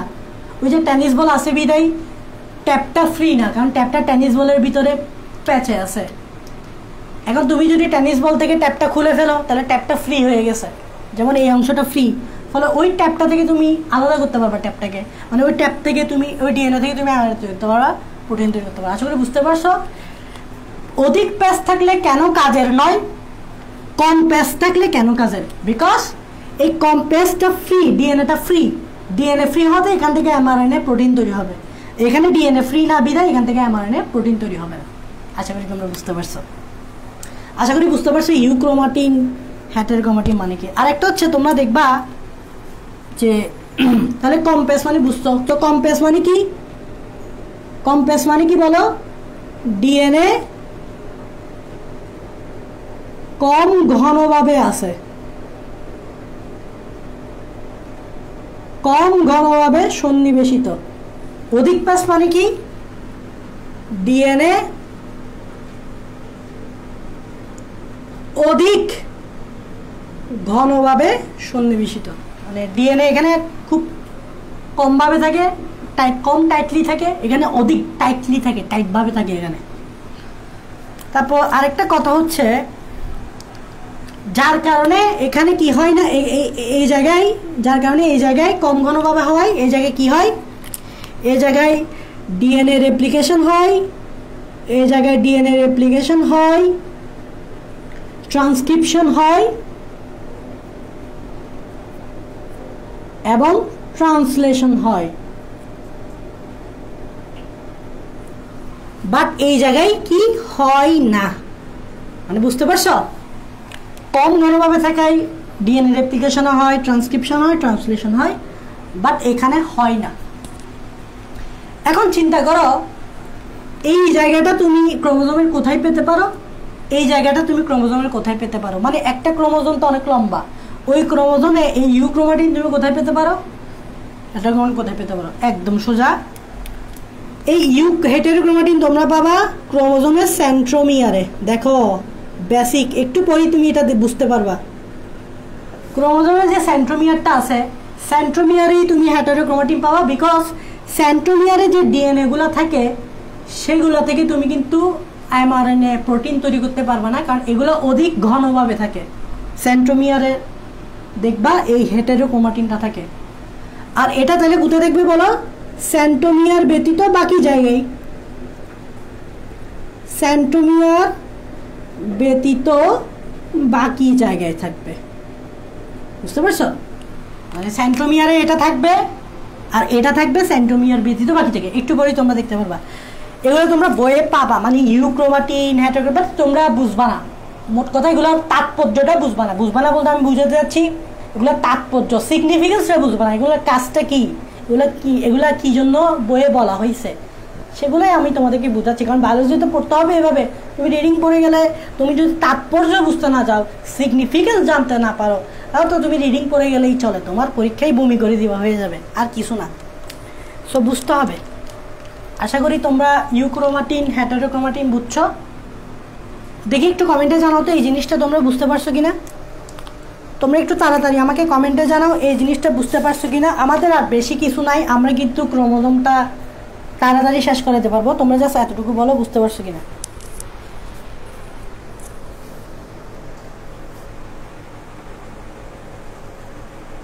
দেখা যায় না, আমি কথা বলছি তো, কথা যেগুলো বলছি সেগুলো মনে রাখলেই চলছে, হবে না দেখা গেল। আমি কথা তো বলে দিছি, কথাগুলো মনে রাখো, সমস্যা নেই।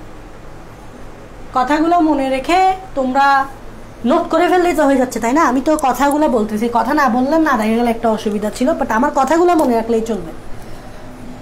দেখো দেখো এই জায়গায় হয়তো দেখতে পারো নাই, আমি কথা বলে দিছি, কথাগুলো মনে রাখলেই চলবে। এই জায়গায় হয়তো দেখা যাচ্ছে। আচ্ছা যাই হোক, দেখো ইউক্রোমাটিন হেটেরোক্রোমাটিন তোমরা বুঝতে পারছো। এখন ডিএনএ প্যাস খাচ্ছে, ডিএনএ খালি কি খাচ্ছে? প্যাস খাচ্ছে। প্যাস কেন খাওয়াইতে হচ্ছে? কারণ ডিএনএ তো অনেক লম্বা, প্যাস না খাওয়াইলে তুমি নিউক্লিয়াসে জায়গা দিতে পারবে না। সো প্যাস খাওয়াই ছোট একটা নিউক্লিয়াসে জায়গা দিতে হবে। সো এই জন্য ডিএনএ আরো পেস খাবে, পেস খেয়ে খেয়ে কি হয়ে যাবে জানো, ফাইনালি ক্রোমোজোম হয়ে যাবে। দেখো ডিএনএটাকে আমি পেস খাওয়াচ্ছি, দেখো এই যে ডিএনএ পেস খাচ্ছে পেস খাচ্ছে পেস খাচ্ছে, আরো পেস খাওয়াচ্ছি আরো পেস খাওয়াচ্ছি, পেস খাওয়াতে খাওয়াতে খাওয়াতে খাওয়াতে দেখবা এই জায়গায় এসে এরকম একটু সরু হয়ে যাবে, এই জায়গায় এসে দেখছো সরু হয়ে গেছে। তারপর এখান থেকে আবার পেস খাওয়ানো শুরু হবে,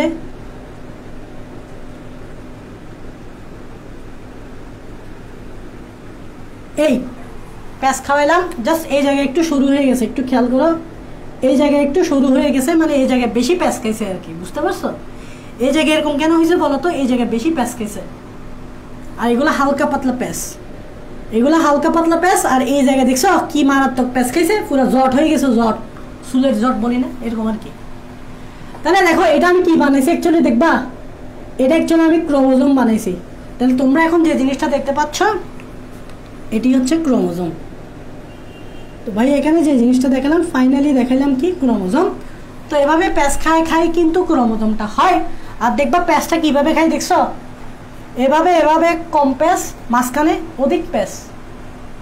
ওকে, একটু আগে আমরা অধিক প্যাঁচ কম প্যাঁচের কথা বলছি, তো বুঝতেই পারতেছ এটা অধিক প্যাঁচ আর এই জায়গাগুলো হচ্ছে কম প্যাঁচ। তার মানে বুঝতেই পারতেছ এই জায়গাগুলো হচ্ছে ইউক্রোমাটিন আর এই জায়গাগুলো হচ্ছে হেটেরোক্রোমাটিন। তাহলে খেয়াল করবা এই যে এই দুইটা কম প্যাঁচ না, তাহলে এগুলো কি ক্রোমাটিন বলো?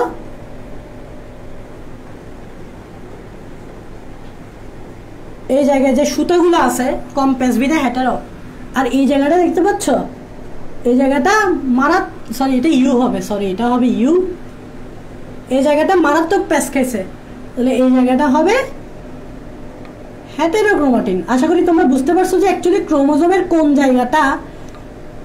জায়গাটা ইউক্রোমাটিন, কোন জায়গাটা হেটেরোক্রোমাটিন। মাঝখানে যে অধিক প্যাঁচ খাই সেটা হেটেরো, আর আশেপাশে যে কম প্যাঁচটা সেটা হচ্ছে ইউ। বুঝা গেছে ইউ আর হেটেরো, আশা করি বুঝতে পারছো। ওকে, এখন দেখো আমরা ক্রোমোজোমের বিভিন্ন অংশ নিয়ে আলোচনা করব, কারণ পরীক্ষায় তো ক্রোমোজোমের বিভিন্ন অংশগুলাই আসবে, বিভিন্ন অংশ, একটা ক্রোমোজোমের বিভিন্ন অংশ থাকে, এই অংশগুলাই কিন্তু তোমার পরীক্ষায় আসবে। একটু খেয়াল করবা ইউক্রোমাটিন হেটেরোক্রোমাটিন তো বুঝতে পারছি। তো আমরা যে একটু আগেই বলছিলাম যে হেটেরোক্রোমাটিনটা অ্যাকচুয়ালি সেন্ট্রোমিয়ার, তোমরা দেখবা ক্রোমোজোমের এই মাঝখানের অংশটাকে আমরা সেন্ট্রোমিয়ার বলি। তাহলে আশা করি বুঝতে পারছো হেটেরোক্রোমাটিন কোথায় থাকে, সেন্ট্রোমিয়ারে। কারণ তুমি দেখবা এই জায়গাটা হচ্ছে সেন্ট্রোমিয়ার, তাহলে বুঝতে পারছো কেন আমি একটু লিখে দিয়েছিলাম যে হেটেরোক্রোমাটিন সেন্ট্রোমিয়ারে থাকে। আর সেন্ট্রোমিয়ার ব্যতীত বাকি অংশগুলোতে কি থাকে, ইউক্রোমাটিন থাকে। মানে এখানে ডিএনএ রেপ্লিকেশন, ট্রান্সক্রিপশন, ট্রান্সলেশন হয়, কিন্তু এই জায়গায় কখনো ডিএনএ রেপ্লিকেশন, ট্রান্সক্রিপশন, ট্রান্সলেশন হবে না। মানে সেন্ট্রোমিয়ারে কখনো ডিএনএ রেপ্লিকেশন, ট্রান্সক্রিপশন, ট্রান্সলেশন হবে না। আশা করি তোমাদের এটা ফিল করাতে পারছে। এটা হচ্ছে বেসিক জিনিস, এগুলো তোমরা আসলে যদি বই পড়তে চাও এগুলো বইয়ে পাওয়া না, খালি মুখস্থ করেই যাবা। খালি কি করে যাবা, মুখস্থ করেই যাবা, অথবা হালকার উপর ঝাপসা বুঝবার কি, হালকার উপর ঝাপসা তো বুঝো। এখন দেখো তার মানে এই অংশটা কি, এই অংশটা হচ্ছে একটা ক্রোমোজোমের সেন্ট্রোমিয়ার। একটু মনোযোগ দাও, এই অংশটা হচ্ছে সেন্ট্রোমিয়ার। তাহলে ভাইয়া এই অংশটা কি আর এই অংশটা কি? এই অংশটাকে আমরা বলি বাহু, এই অংশটাকে আমরা বলি বাহু। তাহলে খেয়াল করবা সেন্ট্রোমিয়ার ব্যতীত বাকি যে অংশগুলো আছে সেগুলোকে আমরা বাহু বলি। তাহলে এটা একটা বাহু, এটা একটা বাহু। তাহলে এই ক্রোমোজোমটাতে কয়টা বাহু আছে? দুইটা বাহু আছে, একটা একটা। আর মাঝখানে কি, মাঝখানে সেন্ট্রোমিয়ার। তাহলে সেন্ট্রোমিয়ার ব্যতীত ক্রোমোজোমের বাকি অংশগুলোকে আমরা কি বলি, বাহু বলি, বইয়ে আছে। এটা বাহু, এটা বাহু, এটা সেন্ট্রোমিয়ার। এখন দেখো সেন্ট্রোমিয়ার নিয়ে আমরা একটু ডিসকাস করব, একটু সেন্ট্রোমিয়ার নিয়ে ডিসকাস করতে হবে। তোমাদেরকে আমি সেন্ট্রোমিয়ারটা বলি কি, সেন্ট্রোমিয়ার শব্দটাকে যদি আমরা একটু ভাঙি, সেন্ট্রো মানে হচ্ছে কেন্দ্র, কেন্দ্র মানে হচ্ছে কি সেন্টার। দেখো সেন্টার থেকেই সেন্ট্রো আসছে, সেন্ট্রো মানে কেন্দ্র। তোমরা অনেকে হয়তো চিন্তা করতেছ ভাইয়া এই সেন্ট্রোমিয়ারটা কেন্দ্রে আছে, মানে মাঝখানে আছে, বিদায় সেন্ট্রোমিয়ার বলা হচ্ছে। মানে এই অংশটা হচ্ছে কি মাঝখানে আছে, মানে কেন্দ্রে আছে। দেখো এটার মাঝখানে মনে হচ্ছে না, মানে কেন্দ্রে মনে হচ্ছে না, তাই এটাকে মনে হয় সেন্ট্রোমিয়ার বলে।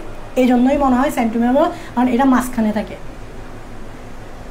আবার অনেকে সেন্ট্রোমিয়ারটাকে ক্রোমোজোমের বাইরের অংশ মনে করে যে এটা ক্রোমোজোমের বাইরের অংশ। তুমি যদি তোমার বেসিক যদি ক্লিয়ার থাকে, তুমি কখনোই সেন্ট্রোমিয়ারকে ক্রোমোজোমের বাইরের অংশ বলবা না। কারণ অ্যাকচুয়ালি সেন্ট্রোমিয়ারটা কি ছিল বলতো? হেটেরোক্রোমাটিন। হেটেরোক্রোমাটিন কি ছিল? ডিএনএ। তাহলে তুমি আমাকে বলো সেন্ট্রোমিয়ার ক্রোমোজোমের বাইরে কেন হয়? কারণ সেন্ট্রোমিয়ার তো ডিএনএ নিয়েই তৈরি। সেন্ট্রোমিয়ারে কি আছে? ডিএনএ আছে। তাহলে এটা তো ক্রোমোজোমের বাইরের অংশ না, এটা ডিএনএ দিয়েই গঠিত। একটু আগেই তোমরা দেখছো হেটেরোক্রোমাটিন। এখন দেখো, অনেকে মনে করবে এটা কেন্দ্রে আছে, বাট ব্যাপারটা এরকম না। তোমাদেরকে আমি একটু বলি, মাইটোসিস বিভাজনের সময় এখানে এভাবে স্পিন্ডল তন্তু তৈরি হয়। তোমরা জানো এভাবে স্পিন্ডল তন্তু তৈরি হয়। আমি জাস্ট একটু ফিল করাচ্ছি তোমাদেরকে। তোমরা জানো স্পিন্ডল তন্তুতে সেন্ট্রোমিয়ার এই স্পিন্ডল তন্তু বা মাইক্রোটিউবুলের সাথে যুক্ত থাকে। এই দেখো সেন্ট্রোমিয়ার স্পিন্ডল তন্তু বা মাইক্রোটিউবুলের সাথে যুক্ত থাকে। সরি, এটা এদিকে হবে। তোমরা জানো যে অ্যানাফেজ ধাপে এই ক্রোমোজোমগুলা এখান থেকে এখানে যায়, মেরুতে যায়। এটা কোথায় যায়? এখান থেকে মেরুতে যায়। তোমরা জানো সেন্ট্রোমিয়ার চলাচল করে, সরি ক্রোমোজোম মেরুর দিকে যায়। তো চিন্তা করবা এই সেন্ট্রোমিয়ারটা অ্যাকচুয়ালি এই মাইক্রোটিউবিলকে ধরে ধরে যায়। এই সেন্ট্রোমিয়ারটা অ্যাকচুয়ালি এই স্পিন্ডল তন্তু মানে মাইক্রোটিউবিলকে ধরে ধরে যায়। তার মানে অ্যাকচুয়ালি ক্রোমোজোমটা যে চলাচল করতেছে, ক্রোমোজোমটা কার কারণে চলাচল করতে পারতেছে বা কাকে কেন্দ্র করে চলতেছে? অ্যাকচুয়ালি সেন্ট্রোমিয়ারকে কেন্দ্র করে চলতেছে। এখানে কেন্দ্র শব্দটা কিন্তু সেন্ট্রোমিয়ারটা মাঝখানে আছে এই জন্য না, এখানে কেন্দ্র শব্দটা এই জন্যই বলা হচ্ছে কারণ এই যে ক্রোমোজোমটা মেরুতে যে গমন করবে, এই যে ক্রোমোজোমটা মেরুকে যে গমন করবে, সেটা কাকে কেন্দ্র করে গমন করবে? সেন্ট্রোমিয়ারকে ধরেই গমন করবে। মানে সেন্ট্রোমিয়ারই মূলত একে নিয়ে যাবে। তো সেন্ট্রোমিয়ারকে কেন্দ্র করেই মূলত ক্রোমোজোমগুলো মুভ করতেছে। তাই এখানে এই কেন্দ্রটা অ্যাকচুয়ালি সেন্ট্রোমিয়ারের কাজ বোঝাচ্ছে, সেন্ট্রোমিয়ারের অবস্থান বেঁধে বলে নেই। কারণ বইয়ে দেখবা সেন্ট্রোমিয়ার কিন্তু শুধু একটা না, অনেকগুলো থাকতে পারে। যেমন এই জায়গায় আমি একটা সেন্ট্রোমিয়ার কল্পনা করতে পারি, এই জায়গায় একটা সেন্ট্রোমিয়ার কল্পনা করতে পারি। অনেক ক্রোমোজোমে অনেকগুলো সেন্ট্রোমিয়ার আছে। আপাতত এখানে আমি একটাই ধরতেছি, বাট এখানেও সেন্ট্রোমিয়ার থাকতে পারে, এখানেও থাকতে পারে। তখন বলো এটা কি কেন্দ্রে আছে? এই সেন্ট্রোমিয়ারটা কি কেন্দ্রে আছে? তাই তুমি কেন সেন্ট্রোমিয়ার বলবা?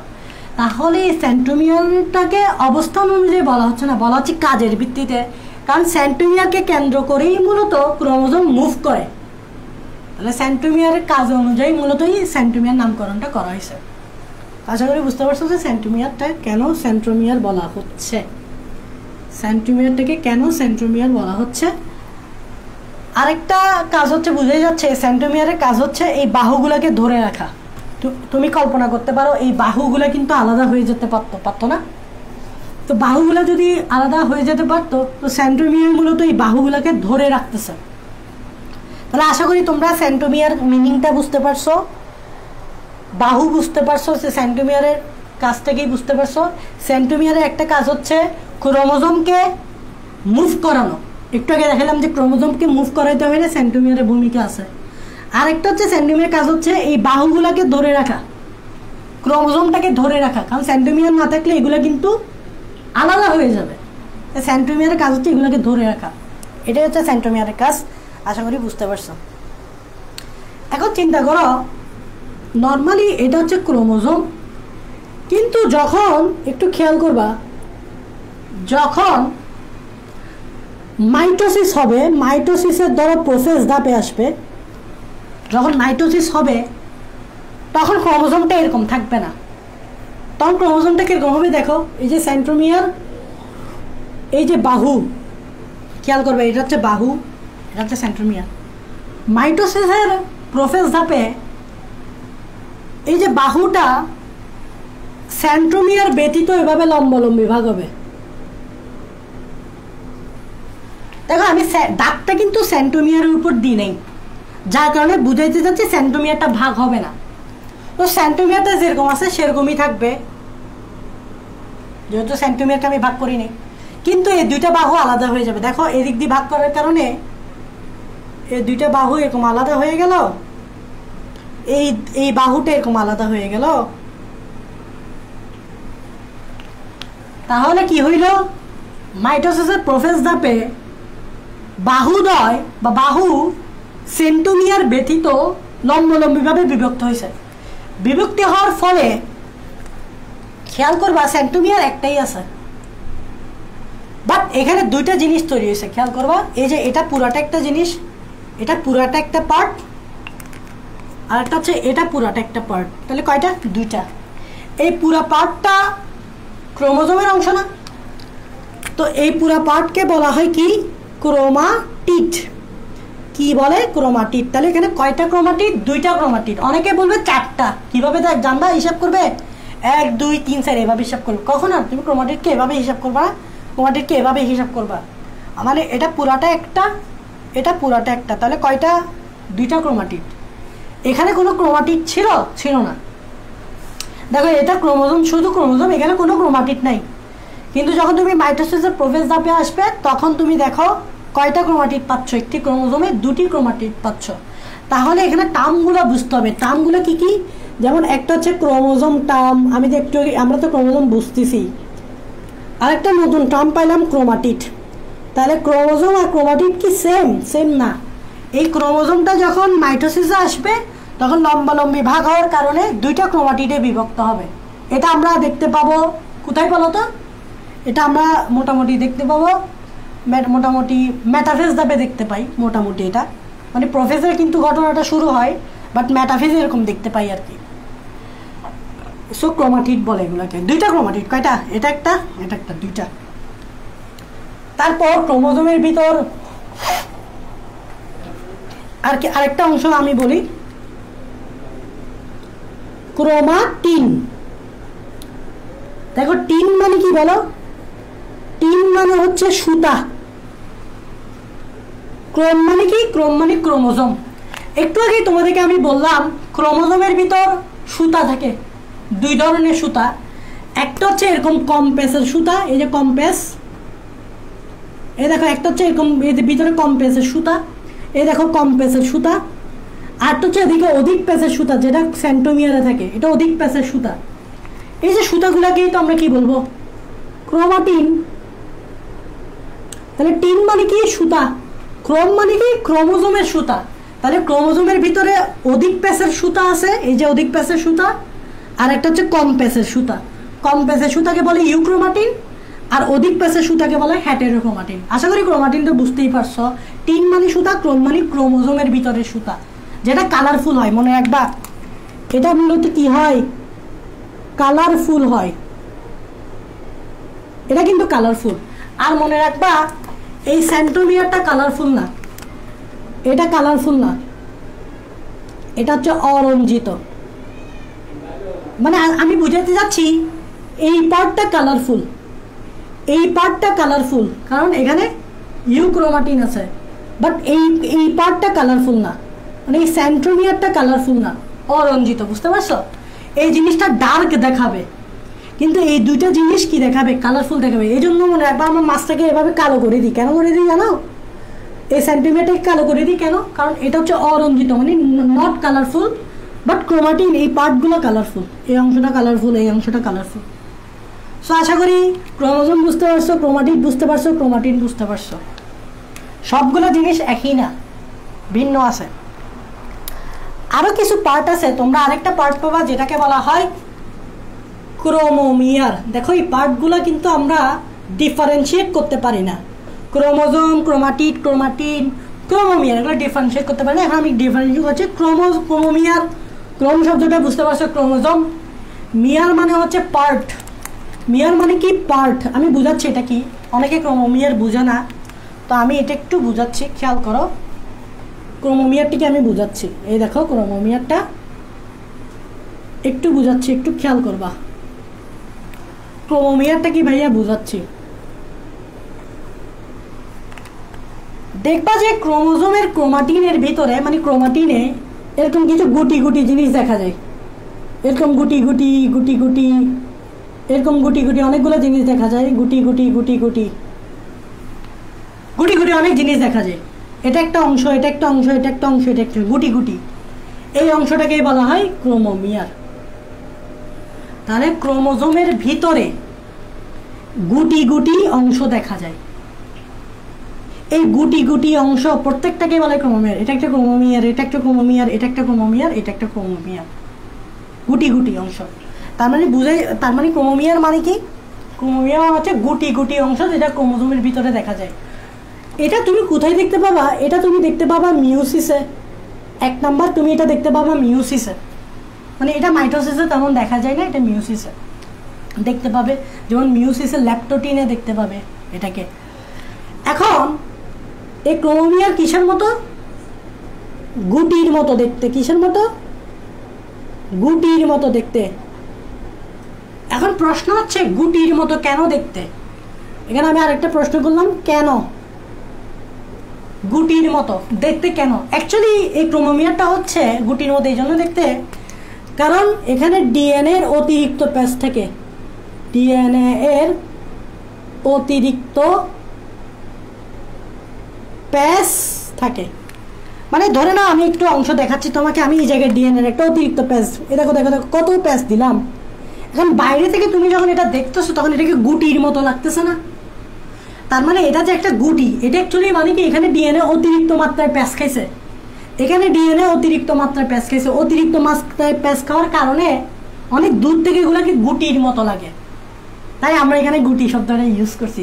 তো অ্যাকচুয়ালি এটা হচ্ছে কি ডিএনএ এর অতিরিক্ত প্যাচ। এবং মনে রাখবা এগুলা কিন্তু উজ্জ্বল না, এগুলো হচ্ছে ডার্ক। তাহলে এগুলো কি? ডার্ক, ডার্ক ব্যান্ড তৈরি করে। দেখো এটা একটা ডার্ক ডার্ক ডার্ক ডার্ক, এগুলো দেখতে কিসের মতো?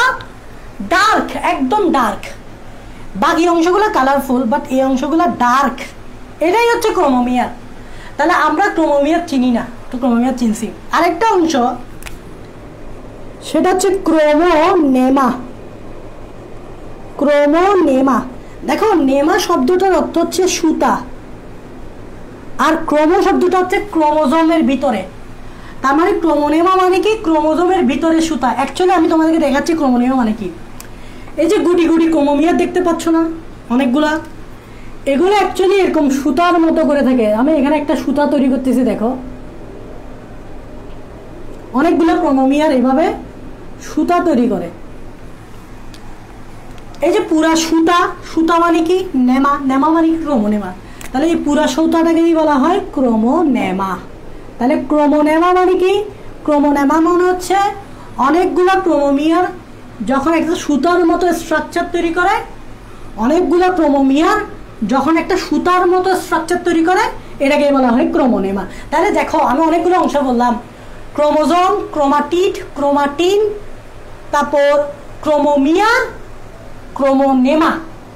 শব্দগুলো তোমাদেরকে আমি ডিফারেন্সিয়েট করে দেখাইছি। অনেকে এগুলো একই মনে করে, বাট জিনিসগুলো সেম না, সেম জিনিস বুঝায় না। তাহলে তোমরা ক্রোমোজোম মানে বুঝলা, ক্রোমোটিড মানে বুঝলা, ক্রোমাটিন বুঝলা, ক্রোমোমিয়ার বুঝলা, ক্রোমোনেমাও বুঝলা। আশা করি এই ক্রোমোনেমাটা বুঝতে পারছো। অনেকগুলো ক্রোমোমিয়ার এভাবে সুতার মতো স্ট্রাকচার তৈরি করে, তাই এটাকে বলা হয় ক্রোমোনেমা।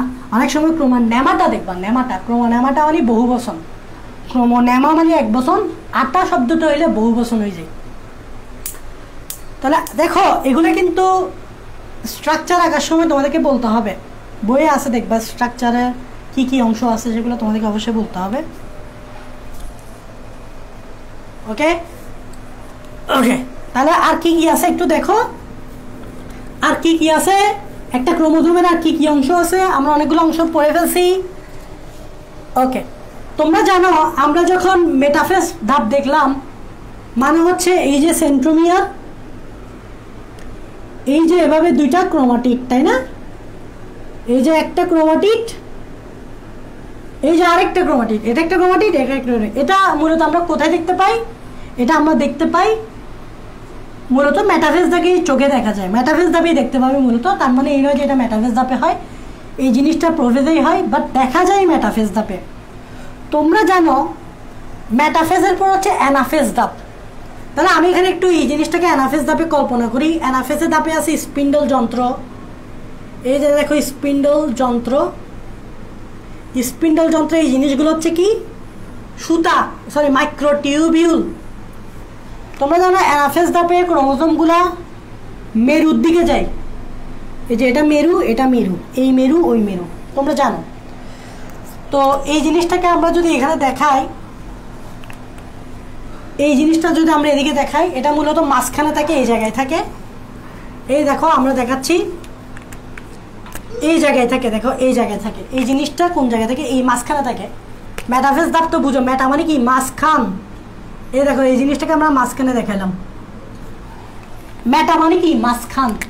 এই দেখো এই ক্রোমোজোমটা মাঝখানে আছে, এটা একটা ক্রোমাটিড, এটা একটা ক্রোমাটিড। তোমরা জানো মেটাফেজের পর অ্যানাফেজ ধাপে এই ক্রোমাটিডগুলো এবার আলাদা হয়ে যায়। কিভাবে আলাদা হয় তোমরা জানো? এই সেন্ট্রোমিয়ার সহ মাঝখানে যখন বিভক্ত হয়ে যায়, এভাবে মানে এভাবে যদি তুমি বিভক্ত করো, এভাবে যদি বিভক্ত করে, এই দেখো সেন্ট্রোমিয়ার সহ বিভক্ত করবা এই মাঝখান দিয়ে, সেন্ট্রোমিয়ার সহ যখন বিভক্ত করবা তখন ঘটনা এরকম হবে না? দেখো এরকম হবে না, এরকম একটা অংশ পাবা, এরকম একটা অংশ পাবা, দেখছো? তো তোমরা জানো যে মেটাফেজের লাস্টের দিকে সেন্ট্রোমিয়ার সহ বিভক্তি হওয়ার কারণে এটা চলে যায় এদিকে, এই অংশটা চলে যায় এদিকে। মানে আমি এখন দেখাচ্ছি, এই দেখো এটা এরকম হবে, এই দেখো এই অংশটা এখন এদিকে। এগুলো আমি তোমাদেরকে কোষ বিভাজনে আরো ভালো করে বুঝাইছিলাম। এই যে এই দুইটা অংশটাই দেখাইছি, এটা এদিকে, এটা এদিকে। এখন তোমরা জানো এটা হচ্ছে মেরু, এটা এই মেরু, এটা ওই মেরু। এটা আছে এদিকে, এটাকে যাইতে হবে এখানে, এটা আছে এদিকে, এটাকে এখন যাবে কিভাবে? যাওয়ার জন্য এই জন্য ক্রোমোজোম একটা স্পেশাল জিনিস থাকে সেন্ট্রোমিয়ার, মানে এটা এখান থেকে এখানে যেতে হবে না। তাই খেয়াল করবা এটা হচ্ছে সেন্ট্রোমিয়ার, এই যে সেন্ট্রোমিয়ার। আর লাল কালার যেটা, এটা হচ্ছে বাহু, এই যে বাহু, খেয়াল করছো? এই জিনিসটাকে আমার এখানে নিয়ে যেতে হলে নিয়ে যাবে কে জানো? আমাদের সেন্ট্রোমিয়ার সাহেবই নিয়ে যাবে। কিভাবে নিয়ে যাবে? এই জিনিসটা ভাবে সুতা ধরে ধরে ধরে আঁকড়ে ধরে ধরে উপরে উঠবে, সেন্ট্রোমিয়ারটাই উঠাবে। এখন সেন্ট্রোমিয়ারটা উঠাতে পারবে না একা, কিছু একটা লাগবে। কিরকম দেখো, এটা এটা কি বলতো? এই জিনিসটা হচ্ছে মাইক্রোটিউবিউল, মানে সহজ ভাষায় বলি এই জিনিসটা হচ্ছে স্পিন্ডল তন্তু, মানে মাইক্রোটিউবিউল আর কি। স্পিন্ডল তন্তু মাইক্রোটিউবিউল দিয়ে তৈরি হয়, এই জিনিসটা স্পিন্ডল তন্তু। আর এই জিনিসটা হচ্ছে সেন্ট্রোমিয়ার। সেন্ট্রোমিয়ারের সাথে কার কানেকশন? এই স্পিন্ডল তন্তু। এই স্পিন্ডল তন্তু বেয়ে বেয়েই তো সেন্ট্রোমিয়ার এটাকে নিয়ে যাবে, কিন্তু সেন্ট্রোমিয়ার একা নিয়ে যেতে পারবে না। তাহলে আমি এখানে একটু দেখাচ্ছি, এই যে আমি স্পিন্ডল তন্তুটা এখানে দেখাচ্ছি, এই স্পিন্ডল তন্তু, এই দেখো, এই দেখো এটাই হচ্ছে স্পিন্ডল তন্তুটা, এই অংশটাই হচ্ছে স্পিন্ডল তন্তু। এখানেই হচ্ছে আমাদের মেরু, এটা হচ্ছে আমাদের মেরু, এটাকে এখান থেকে এখানে আনতে হবে। সেন্ট্রোমিয়ারটা স্পিন্ডল তন্তুর সাথে কানেক্টেড দেখতে পাচ্ছ, তবে সেন্ট্রোমিয়ার নিয়ে যেতে পারবে না। কেন জানো? কারণ সেন্ট্রোমিয়ারের সাথে আরেকটা জিনিস থাকতে হবে। দেখো সেন্ট্রোমিয়ারের সাথে আরেকটা জিনিস থাকতে হবে, যেটা সেন্ট্রোমিয়ারের সাথে লাগানো, যেটা সেন্ট্রোমিয়ারের সাথে লাগানো আবার স্পিন্ডল তন্তুর সাথেও লাগানো। এই যে লাল কালার একটা পার্ট দেখবা, এই যে এই যে এই যে এই অংশটা, এই লাল কালারের একটা পার্ট দেখতে পাচ্ছ, সেন্ট্রোমিয়ারের সাথেই আছে, যেটা সেন্ট্রোমিয়ারের সাথেও যুক্ত আবার স্পিন্ডল তন্তুর সাথেও যুক্ত। এটাকে কি বলে জানো? এটাকে বলা হয় কাইনেটোকোর। কাইনেটোকোর মোটর প্রোটিন, মানে এটা একটা প্রোটিন এবং মোটরের সাথে কম্পেয়ার করতেছে। মোটর, তোমরা জানো কোনো কিছু চলাচল করার জন্য আমরা মোটর ইউজ করি। পাঙ্খা চলার জন্য আমরা পাঙ্খার ভিতরে মোটর দিই, বিভিন্ন কিছু চলাচলের জন্য মোটর দিই। আর এটার নাম কাইনেটোকোর কেন হয়েছে? কাইনে শব্দটা আসছে কাইনেসিস থেকে। কাইনেসিস মানে হচ্ছে চলন, এটা চলতে সাহায্য করে বিদায় কাইনেসিস। কাইনেসিস মানে চলন, তাই এটার নাম হয়েছে কাইনেটোকোর। মোটর কেন বলছে? কারণ মোটরও চলতে সাহায্য করে, তাই এটার নাম মোটর প্রোটিন। মোটরে দিলে ভুটভুট করে সামনে আগাবে। কতগুলো মোটর চালিত রিক্সা আছে না, এরকম আর কি, বা মোটর চালিত তোমরা ইয়া দেখছো বোর্ডে চলো না, মোটর চালিত। তাহলে এই কাইনেটোকোরটা কি করবে, সেন্ট্রোমিয়ার স্পিন্ডল তন্তুর সাথে অ্যাটাচ হওয়াতে এটা এদিক দিয়ে মুভ করাবে। দেখো এটা সামনের দিকে এভাবে মুভ করাচ্ছে, মুভ করতে করতে করতে করতে করতে করতে করতে করতে করতে এই মেরুতে নিয়ে আসবে। আশা করি বুঝতে পারছো এই কাইনেটোকোর প্রোটিনটার কাজ কি। শুধু সেন্ট্রোমিয়ার থাকলে হবে না, এই কাইনেটোকোর প্রোটিনটাও থাকতে হবে। এর কাজ হচ্ছে সেন্ট্রোমিয়ার সহ পুরো ক্রোমোজোমটাকে মেরুতে নিয়ে আসা। আশা করি এই কাইনেটোকোর বুঝতে পারছো। একটু খেয়াল করবা, কাইনেটোকোর তোমরা বুঝতে পারছো। এবার দেখো তোমাদের বইয়ে আরেকটা জিনিস আছে, সেটা হচ্ছে প্রাইমারি কুঞ্চন। তোমাদেরকে আমি একটু প্রাইমারি কুঞ্চনটা বুঝাই। তোমরা দেখছো এদিকে ক্রোমোজোম এভাবে প্যাঁচ খাইছিল, ডিএনএ বা যেটাই বলো, এভাবে প্যাঁচ খাইতে খাইতে খাইতে খাইতে খাইতে এইদিকে এসে একদম সরু হয়ে গেছে। খেয়াল করছো, এদিকে এসে সরু হয়ে গেছে, আবার এদিক দিয়ে প্যাঁচ খাওয়ানো শুরু করছে। এটাই তো ক্রোমোজোম। এই মাঝখানে দেখছো একটু কি হয়ে গেছে, মাঝখানে একটু ঢুকে গেছে না ভিতরে, এই যে ভিতরে ঢুকে গেল না এভাবে, তো ভিতরে ঢুকে গেছে না, এখানেই তো সেন্ট্রোমিয়ার ছিল, তাই না? এটাকেই বলা হয় প্রাইমারি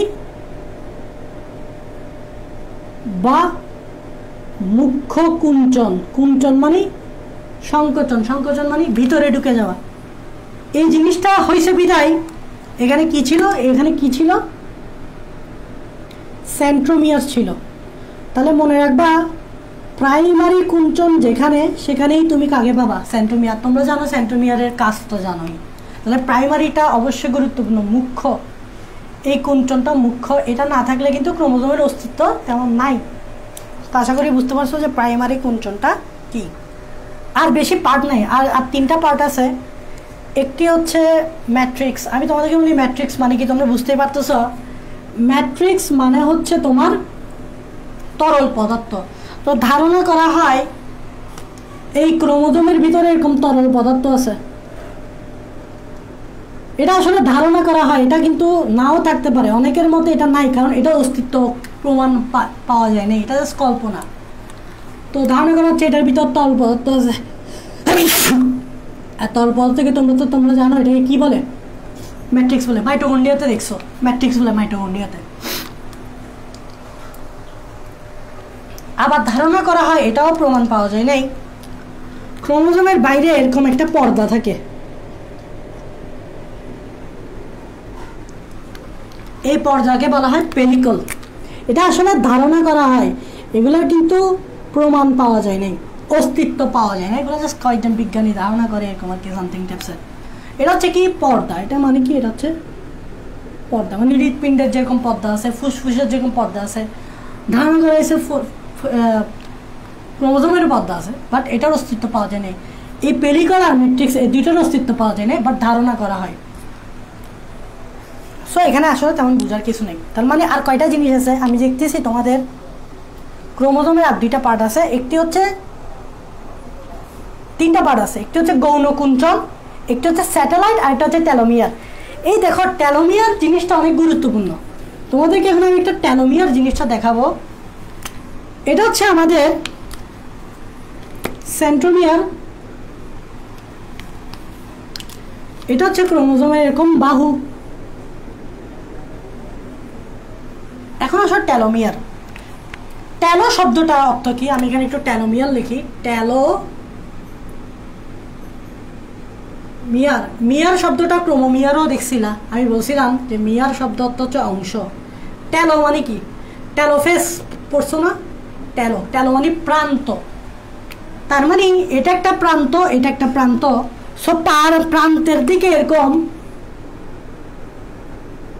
প্রান্তের দিকে এরকম ক্যাপের মতো একটা অংশ থাকে। কিসের মতো, ক্যাপ। দেখো মনে হচ্ছে আমি এখানে একটা টুপি পরেছি, এখানে একটা টুপি পরেছি। এই প্রান্তের দিকে ট্যাপের মতো অংশটাকে বলা হয় টেলোমিয়ার। দেখো এটা কিন্তু অনেক গুরুত্বপূর্ণ, টেলোমিয়ারটা অনেকে এটা বুঝে না, যে ক্যাপের মতো এই অংশটা, যেটা উভয় প্রান্তও থাকতে পারে, এক প্রান্তও থাকতে পারে। এখানেও দিতে পারো, এখানে না চাইলেও দিতে পারো, সমস্যা নেই, এক প্রান্তে দিলেও চলবে। প্রশ্ন হচ্ছে টেলোমিয়ারটা থাকাটা কেন জরুরি। আমি যদি বলি, এখানে একটা প্রশ্ন করি, টেলোমিয়ার ওয়াই নেসেসারি? তোমরা কি জানো টেলোমিয়ার কেন দরকার? আজকে জেনে রাখো, টেলোমিয়ারটা এই জন্যই দরকার যাতে ক্রোমোজোমের ড্যামেজ না ঘটে। আমি এটা বুঝাবো। এটার আনসারটা হচ্ছে ক্রোমোজোমের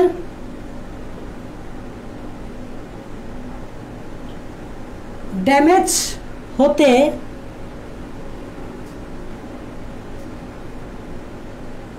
রক্ষা করে। মানে হচ্ছে ক্রোমোজোমের ড্যামেজটা যাতে না হয় সেটাই খেয়াল রাখে। কীভাবে ভাইয়া? একটা কথা বলি, এই টেলোমিয়ারটাকে যদি তুমি জুম করে দেখো, জুম করে দেখলে এখানে কিন্তু এটা কিন্তু ডিএনএ। তোমরা তো জানো এটা ডিএনএ। অবশ্যই এখানে কি থাকবে? ডিএনএ থাকবে। তবে মনে রাখবা এই ডিএনএ যেটা, একটু মনে রাখবা এই ডিএনএটা হচ্ছে অপ্রয়োজনীয় পার্ট, অপ্রয়োজনীয় ডিএনএ। আমি একটু এখানে জাস্ট বলে দিই, এই যে টেলোমিয়ার অংশকে জুম করে দেখলে আমরা ডিএনএ অবশ্যই পাবো, বাট এই ডিএনএটা হচ্ছে অপ্রয়োজনীয় ডিএনএ। আর মজার ব্যাপার হচ্ছে এই ডিএনএতে সিকোয়েন্স থাকে না। সিকোয়েন্সগুলো কিরকম জানো? Repeated sequence. কিরকম? যেমন দেখো এরকম জি জি জি জি টি, আবার দেখো জি জি জি জি টি, এরকম জি জি জি জি জি টি জি জি জি জি জি টি জি জি জি জি টি, এরকম অসংখ্য রিপিটেড সিকোয়েন্স থাকে। আমি এখানে বলতেছি এটা দেখো অসংখ্য অসংখ্য অসংখ্য রিপিটেড সিকোয়েন্স থাকে। মানে এটার এই ডিএনএটা অনেক অনেক অপ্রয়োজনীয় যে ডিএনএ অংশটা এটা অনেক লম্বা এবং এটা অপ্রয়োজনীয়।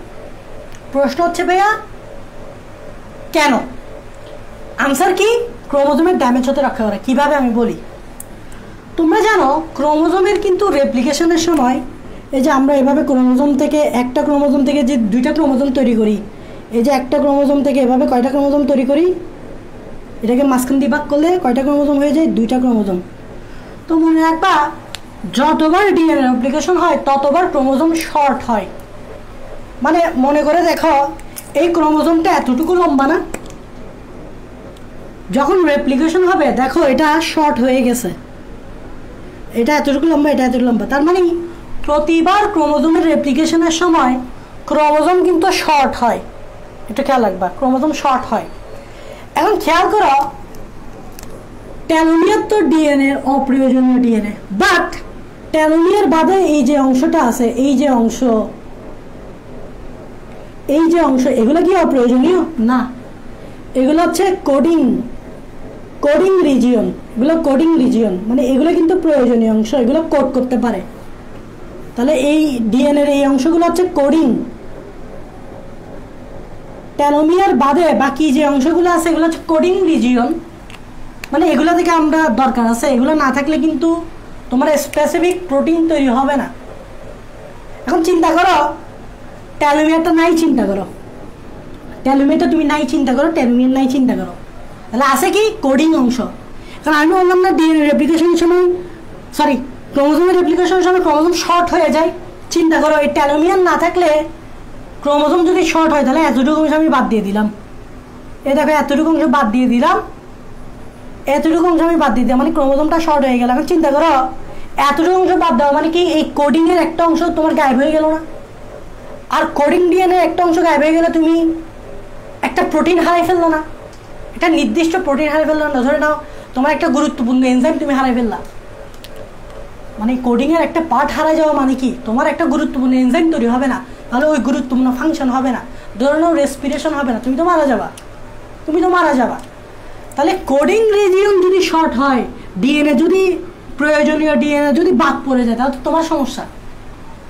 এই জন্য প্রয়োজনীয় ডিএনএ যাতে বাদ না পড়ে এই জন্য উপরে একটা প্রোটেকশন দেওয়া হয়। এই যে প্রোটেকশন দেওয়া হয় এটা হচ্ছে টেলোমিয়ার। এখন ক্রোমোজোম শর্ট হলে কিন্তু এই অংশটা শর্ট হবে না, খেয়াল করবা এই টেলোমিয়ার শর্ট হবে। এই দেখো টেলোমিয়ার শর্ট হবে। এখন টেলোমিয়ার তো অপ্রয়োজনীয় অংশ, এটা শর্ট হলে তো তোমার লস নাই। টেলোমিয়ার তো অপ্রয়োজনীয় অংশ, টেলোমিয়ার যদি শর্ট হয় কোনো সমস্যা নেই, কারণ এটা অপ্রয়োজনীয়। তো যতবার রেপ্লিকেশন হয় ততবার এভাবে আস্তে আস্তে টেলোমিয়ার শর্ট হয়, এভাবে আস্তে আস্তে টেলোমিয়ার শর্ট হয়। দেখো টেলোমিয়ার শর্ট হচ্ছে, টেলোমিয়ার শর্ট হচ্ছে।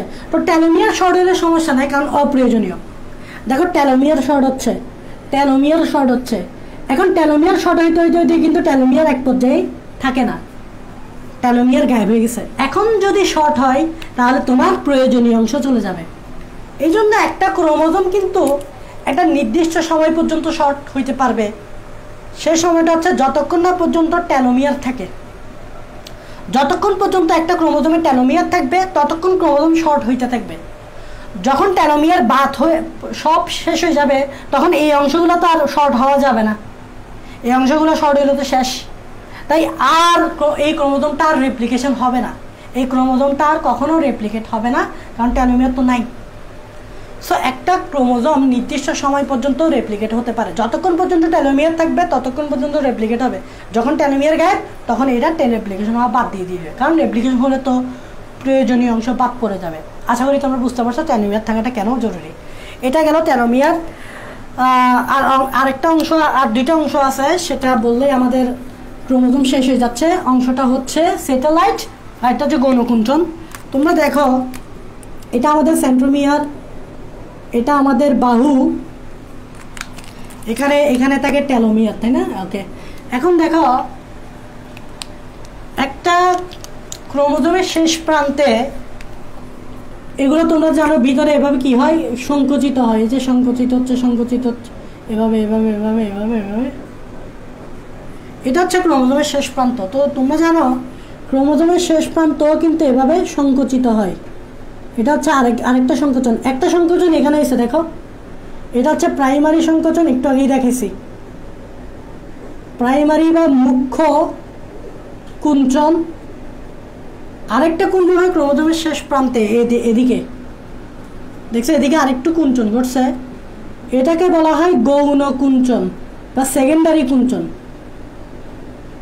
গৌণ বা সেকেন্ডারি কুঞ্চন। প্রশ্ন হচ্ছে এটা কেন জরুরি, এই গৌণ বা সেকেন্ডারি কুঞ্চনটা কেন জরুরি?